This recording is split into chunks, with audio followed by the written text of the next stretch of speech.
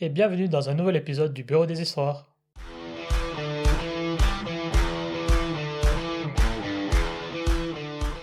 Et nous revoilà pour 3 nouvelles histoires Reddit.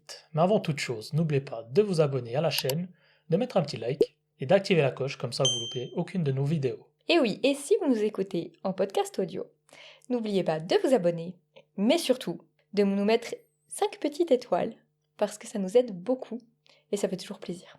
Ok, c'est parti. C'est parti! C'est moi le problème d'avoir dit à ma belle-sœur de marcher jusqu'à l'école avec sa fille. Non. Moi, femme de 23 ans, je suis diplômée de l'université et je vis chez ma mère. Elle est propriétaire de la maison et l'hypothèque est complètement payée. Je lui paye un loyer, environ la moitié du prix du marché dans notre région. Et je fais la plupart des tâches ménagères. Ma mère et moi travaillons beaucoup, moi dans le domaine de la santé avec des horaires totalement irréguliers, et ma mère est indépendante et doit parfois voyager pour le travail.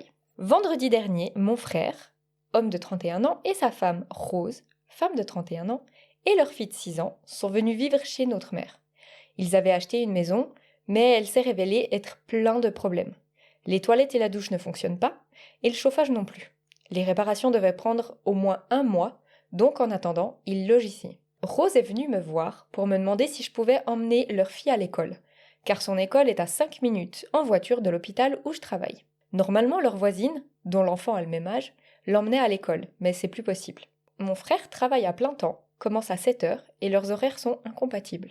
Et ils n'ont qu'une voiture qu'ils utilisent. Rose ne travaille qu'un seul shift par semaine, le dimanche. Je lui ai dit que je ne pouvais pas m'engager à emmener ma nièce tous les jours. Elle doit être à l'école pour 8 heures et parfois je fais des nuits qui ne finissent pas avant 9-10 heures, ou bien des shifts qui commencent très tôt le matin.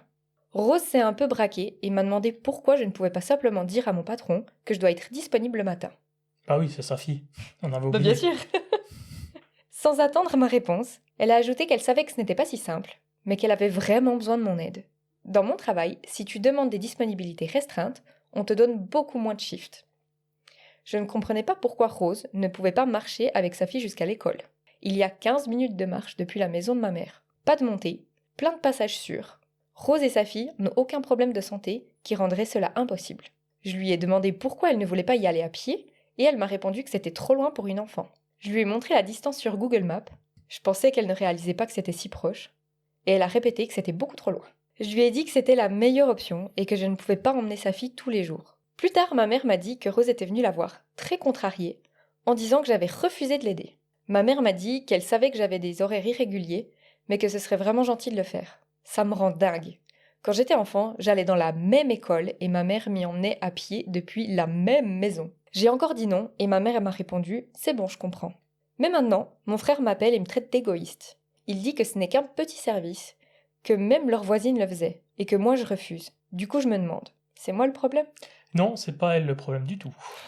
Voilà. Non, mais les gens, ils sont quand même abusés. Il y a toujours ces personnes, ils ont des enfants, c'est eux qui ont passé le bon temps pour faire l'enfant, et après, ils te donnent genre la charge, quoi. C'est à Ouais, toi de les aider limite à les éduquer, etc. Non, t'as fait des enfants, tu les assumes, t'as qu'à te débrouiller, t'achètes une deuxième voiture s'il faut, si tu veux pas marcher 15 minutes, mais c'est pas la sœur qui a une vie à elle, en plus des horaires irréguliers, qui plus est, de s'arranger au boulot, dire ah non, j'ai ma filleule ou ma nièce, je dois l'amener à l'école, je peux pas venir travailler. Non, mais sérieux quoi. mais vraiment. C'est vrai que t'as l'impression que ça l'aurait dû. C'est même pas, elle dit ouais, mais effectivement, je peux comprendre qu'avec ton travail c'est un peu compliqué, mais est-ce que tu peux me dire les jours où tu peux y aller? Je sais pas, c'est trop bizarre. Moi, ça m'agacerait tellement. Ouais, je sais pas, franchement. Après, je peux comprendre qu'aller à pied, parce que 15 minutes, c'est peut-être pour quelqu'un, un adulte, peut-être avec un enfant, parce qu'elle avait quoi, 6 ans, tu t'avais dit. 6 ans. Donc 6 ans, peut-être c'est un peu plus compliqué de marcher 15 minutes. Ça ferait peut-être plus 20-25 minutes, selon comment elle marche la petite. Donc je peux comprendre que ça l'embête un peu. Mais encore une fois, personne t'a demandé de faire des enfants. Bah non, qui achète au pire une poussette. Ou un pouce-pouce. Ou il n'y a pas des bus là-bas. Aussi. Je sais pas. Mais tu trouves une solution. Bah surtout qu'elle travaille pas, donc elle a le temps de trouver une solution. Enfin, elle travaille le dimanche. Genre Ouais, un jour par semaine. donc ouais, pour moi, c'est aux parents de trouver une solution. Ils peuvent éventuellement demander à la sœur si de temps en temps il peut amener pour arranger, ça ok. Mais si la sœur dit non, ils n'ont pas à faire la gueule ou quoi que ce soit. Elle a ses raisons de dire non en plus, c'est valable. Bah oui, Donc non, pour moi, c'est pas elle le problème, c'est son frère et sa belle-sœur. mais carrément. Et le culot de te dire, t'as qu'à demander à ton patron de t'aménager tes horaires. Mais c'est pas mon enfant. Donc non, on est trop d'accord là-dessus, hein. Ouais, on est Ok, d'accord là-dessus. trop bien. On passe à la suivante. Yes. C'est moi le problème d'accepter une relation ouverte que mon copain ne supporte plus. Je sais pas. Si elle l'a accepté, c'est que c'est lui qui l'a proposé. Donc j'ai envie de dire non, mais on verra. Ok, contexte. Mon copain et moi, 37 ans tous les deux, sortons ensemble depuis un peu plus de 3 ans.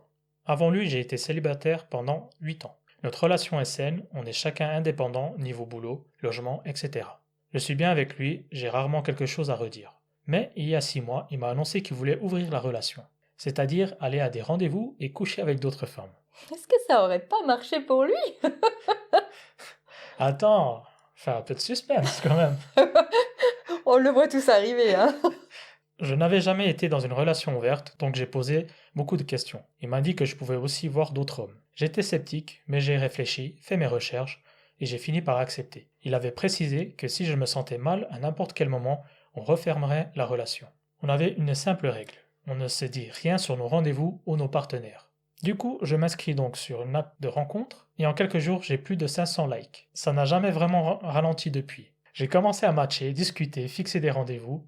En moyenne, je faisais 1 à 2 dates par mois. J'ai aussi rencontré des gens dans des relations ouvertes que je voyais régulièrement pour des rendez-vous et honnêtement, j'apprécie la liberté et l'absence d'engagement. Donc contre toute attente, je me plais vraiment dans cette dynamique. Comme convenu, je n'ai jamais parlé à mon copain de mes rendez-vous. L'autre jour, j'étais chez lui. Mon téléphone était posé sur le plan de travail de la cuisine. Il a vu mes notifications, puis il a pris mon téléphone et a tout fouillé. Messages, app de rencontre, etc.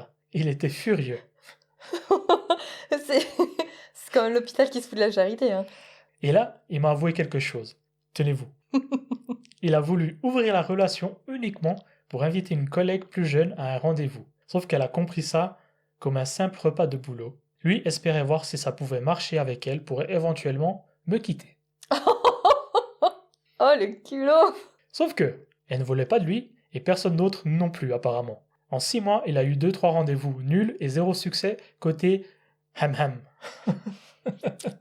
J'avoue, je me sens un peu gêné pour lui. Il a exigé qu'on referme immédiatement la relation, et j'ai répondu, dans ce cas, peut-être qu'on devrait juste faire une pause, ou bien se séparer. Il est entré dans une rage folle, m'a insulté, mais enfin, c'est lui qui a voulu cette dynamique. Pourquoi serait-ce un problème maintenant? Je suis parti, j'ai marché jusqu'à chez moi, en réfléchissant sérieusement à le quitter. Depuis, il m'appelle et m'envoie des messages non-stop. Je ne sais même pas quoi lui répondre. Alors je me demande, c'est moi le problème? Oui, c'est elle le problème, de réfléchir à le quitter. Non, mais ton mec, il t'avoue qu'il a voulu ouvrir la relation pour aller voir ailleurs et te quitter. Ouais. Et toi, tu te dis, je réfléchis si je dois le quitter ou pas. Après, c'est une personne ouverte, donc peut-être ça fait. Elle s'est dit, bon, je vais quand même y réfléchir, quoi. Non, franchement, c'est pas du tout elle le problème. C'est lui, là, c'est un gros sac à foin. À foin. On essaie d'être poli. Non, mais j'ai trouvé ça drôle comme histoire. Le mec qui veut ouvrir la relation, qui pense qu'il va avoir plein de matchs, plein de machins, et puis finalement, il se fait avoir à son propre jeu. Ouais, et en plus, il avait même pas envie de faire plein de matchs, visiblement. Il avait envie de faire un match spécifique. Oui, mais pas ça, pas jouer avec sa collègue de boulot. Mhm. Mais si derrière, il avait pu rencontrer d'autres personnes, ça Ouais. n'aurait pas dérangé. Non. Ça, il faut toujours faire attention en tant qu'homme dans ce genre de relation ouverte. Parce que les femmes sont beaucoup plus demandées. Donc, Eh oui. c'est. Attention, quoi.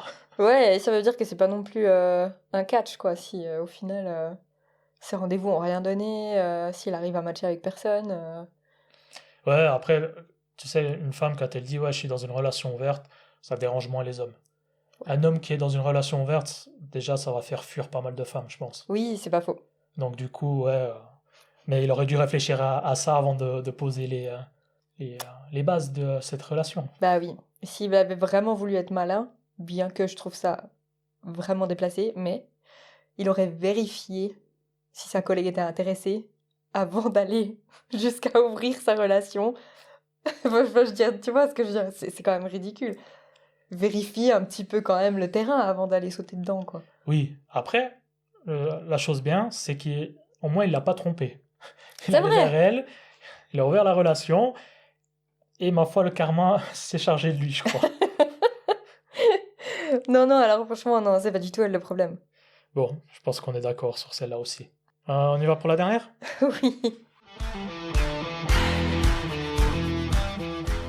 C'est moi le problème de ne plus vouloir dépanner ma collègue en voiture. Bah, décidément, hein, les voitures. C'est la grande question du jour. Ouais. Non, c'est pas elle, le Ok. problème. Moi, femme de 28 ans, travaille dans un bureau à environ 20 minutes de mon appart. Je suis plutôt discrète au boulot. Je fais mon travail, je reste dans mon coin, je rentre chez moi. Il y a quelques mois, une nouvelle collègue, Sarah, de 31 ans, est arrivée et on s'entendait bien. Rien de fou, juste la sympathie basique du bureau. C'est pas sa bestie, quoi. Mhm. C'est pas ça, BFF. Un jour, il pleuvait des cordes, et alors que je rangeais mes affaires pour partir, elle m'a demandé si je pouvais la déposer à un arrêt de bus, à quelques minutes de là. C'était sur mon chemin, donc j'ai dit oui, pas de problème. Le lendemain, elle débarque à mon bureau à 16h55, son sac à la main, et me sort. On y va? Ah ouais, c'est comme ça. Écoute, j'étais confuse et je lui ai répondu désolée, mais je reste tard aujourd'hui. Elle m'a lancé un regard bizarre et m'a juste dit ok, et elle est partie. À partir de là, elle a commencé à agir comme si j'étais sa chauffeuse personnelle. Elle m'attendait près de la porte en fin de journée. Elle m'envoyait des messages du genre tu pars maintenant? Alors que je lui avais jamais dit que je la reconduirais régulièrement.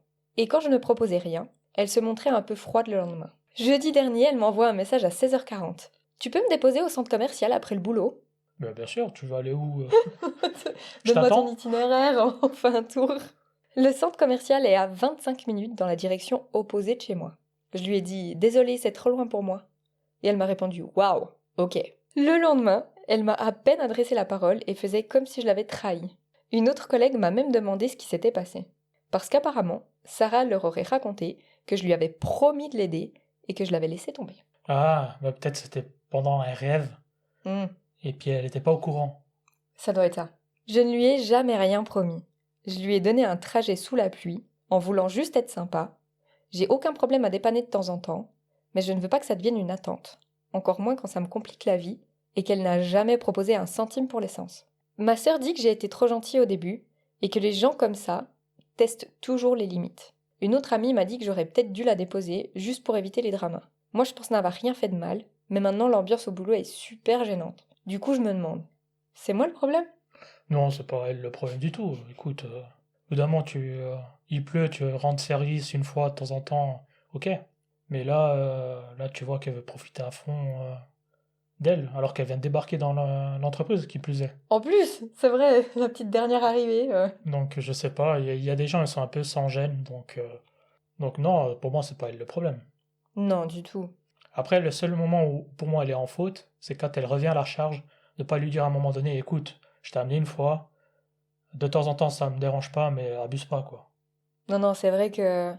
Après, c'est toujours le truc, c'est que des fois, tu t'attends pas à ce que ça aille toujours plus loin. Tu sais, elle vient, elle dit, ah, on y va? Ah non, mais je reste un peu plus tard. Et tu te dis, c'est bon, tu vois, il n'y a pas de drame au-delà de ça. Ouais. Et en fait, peut-être qu'elle s'attendait pas à ce que ça aille autant loin. Et du coup, elle n'a pas pensé que c'était nécessaire. Mais moi, j'ai eu un cas comme ça dans mon ancien travail. Un collègue, une fois, il m'a demandé s'il pouvait venir avec moi. J'ai dit ok, puis je l'amène. Puis le lendemain, il me dit ah, mais t'habites à tel endroit, bah, je pourrais venir toujours avec toi. Je lui dis mais tu crois que je suis un taxi ou quoi? Et puis depuis, il m'a plus redemandé. Mais au moins, tu confondes les gens et tu leur dis en face des choses. Et puis au moins, comme ça, s'il fait la gueule, tu sais au moins pourquoi il fait la gueule. Ouais. Après, tout le monde n'a pas La cette franchise. spontanéité-là dans la franchise, tu vois. Mais elle aurait Elle dû. voulait essayer un petit peu d'arrondir les angles, je pense, de pas passer pour la méchante. Non, mais de toute façon, c'est pas elle le problème. Non. Il y a même rien à argumenter là. Mm-mm. Non, vraiment pas. Bon, ben voilà. Bah, c'est tout pour nous aujourd'hui. Vous nous direz d'après votre opinion qui est le problème dans ces trois histoires. On se réjouit de lire votre avis. Bon, on y va comme ça. Yes! Allez, bye bye.